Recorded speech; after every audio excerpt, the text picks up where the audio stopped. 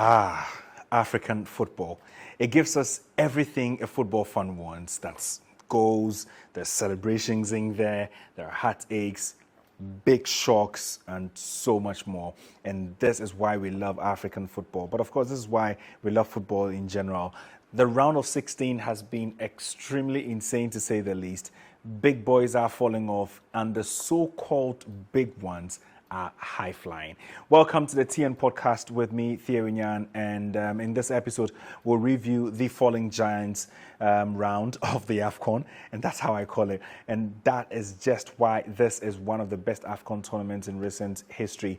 The goals have been amazing. The goal numbers themselves have been astronomical. And of course, how the big boys are falling off. It's not the predictable kind of tournament, is it? And of course, later on, I'll be bringing you some little preview to the Chelsea-Liverpool match as well.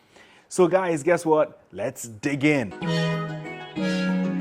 Now, before I start, smash the like button and subscribe to this channel to help me bring you more videos. You know how we do it. And please leave your comments about what you think about this video. I'll be happy to read them. So let's start with the biggest shock of the tournament so far. My God, last week by this time, Ivory Coast thought they had been eliminated and humiliated at their own AFCON, right? Because after that embarrassing 4-0 defeat to Equatorial Guinea, everyone thought, that is it, they're out. I mean, there's nothing out for these elephants, but guess what? They had it coming to Senegal. They qualified some way, somehow, and have now eliminated the champions. Senegal were the only team to win all three group matches, but have now lost via penalty shootout. Now, few saw this coming, especially after Senegal scored early in that first half. Frankesse also equalized late in that second half after he was introduced in the second half, and that rest is history. I won't go all into that, but what an amazing game that was. Big shock. I'm sure the Ivorians themselves didn't see that coming. I mean, especially the way they did it to these Senegalese. No champion of the AFCON has progressed past the first knockouts round since Egypt in 2010. It's safe to say whoever wins this year must accept they will not win it next year. Jinx. Now, talk of big shocks. What happened to Egypt? Well, this was coming. They haven't played well this tournament. They were in Ghana's group, remember? And after Ghana, before Ghana drew 2-2 with them, they had drawn with Mozambique. After that, they couldn't win against Cape Verde. It was another draw, so 3 points for them. But they like Ivory Coast, sneaked in through the best of the third place teams from the various groups. So that's how they qualified. And DR Congo did to them what Ghana couldn't do. Well, they drew. Well, so maybe, yeah, they did the same. But effectively, they knocked Egypt out of that particular one. Gabaski's penalty tricks didn't work this time. The Pharaohs are out. The almighty North Africans, those who are, not claim, those who are factually the most decorated on the African continent when it comes to the AFCON, are out of the tournament.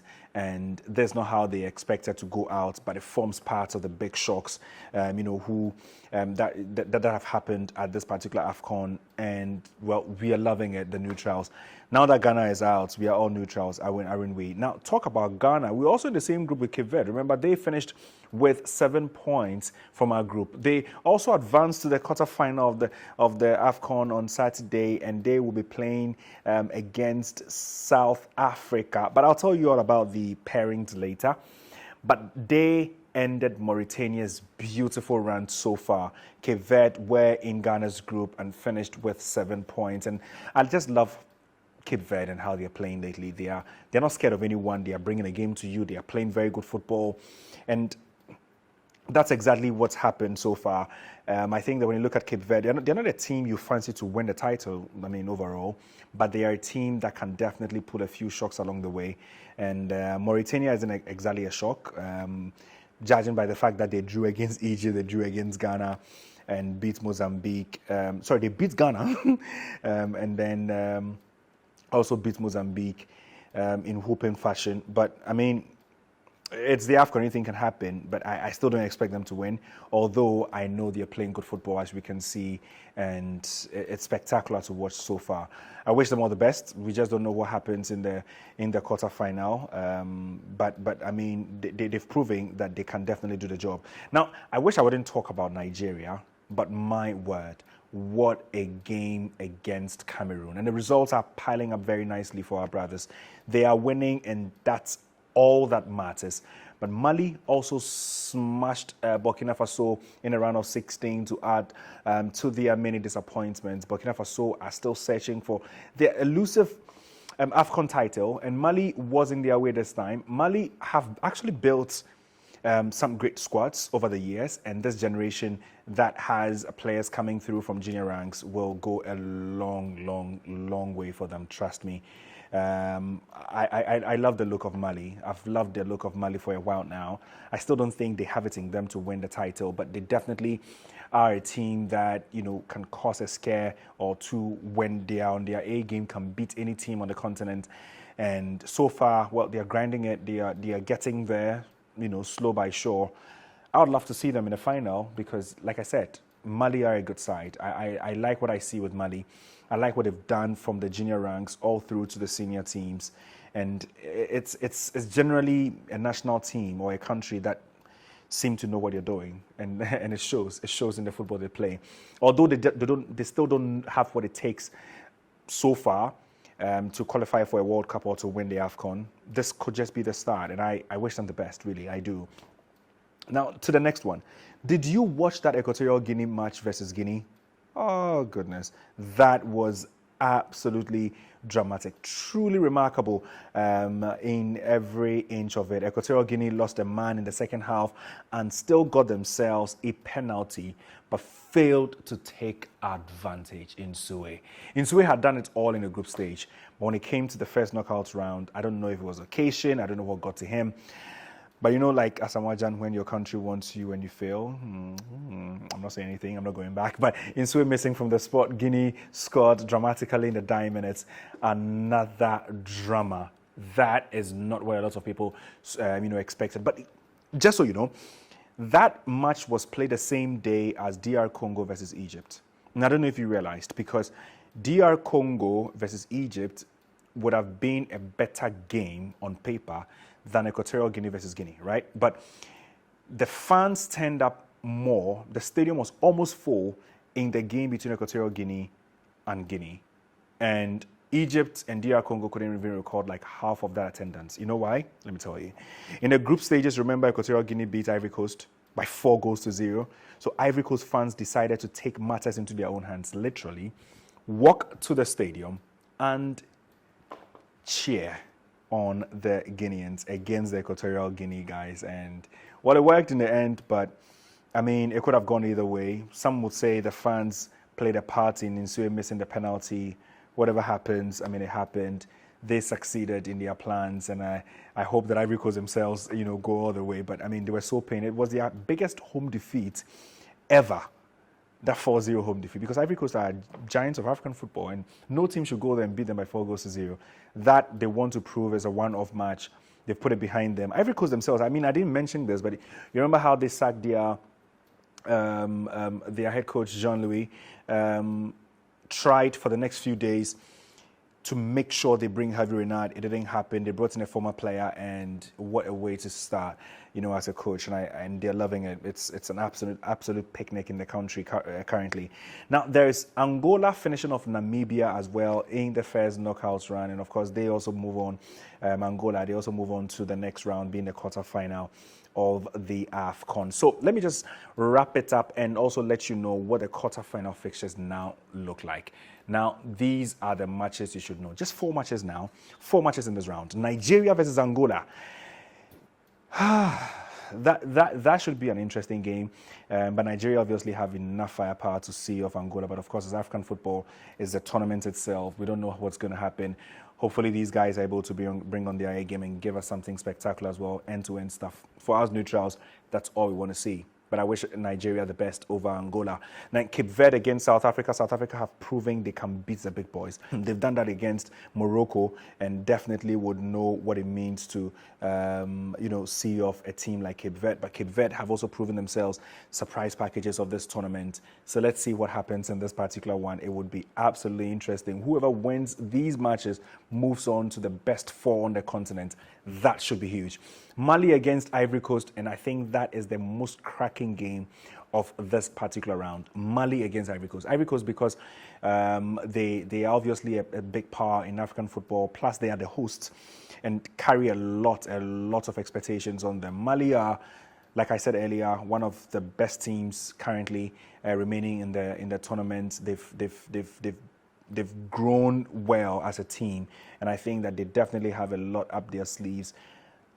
It'll be difficult to call this one, but there's DR Congo, who also beat Egypt, and they come with that reputation of being a giant slayer.